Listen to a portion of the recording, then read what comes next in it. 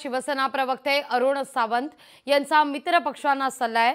महायुतीतील तीनही पक्षांनी एकमेकांविरोधात बोलणं टाळावं असं सांगण्यात येत आहे। जास्त खुमखुमी येत असेल तर आपल्या नेत्याला सांगावं असं देखील ते म्हणतात।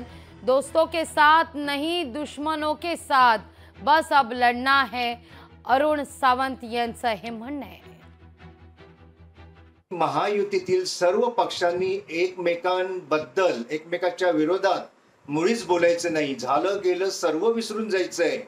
एकमेकात म्हणजे दुधात साखर मिसळल्याप्रमाणे आपल्याला आता एकरूप व्हायचंय आणि प्रत्येक नेत्यांनी प्रत्येक प्रवक्त्यांनी बोलायचंय।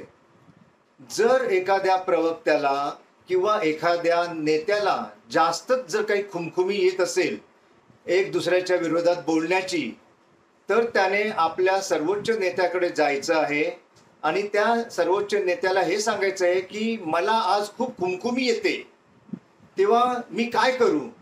आणि जर त्या नेत्याने त्याला परमिशन दिलं तरच जायचं आणि आपली खुमखुमी घालून टाकायची आणि जे काय आहे ते बोलायचे।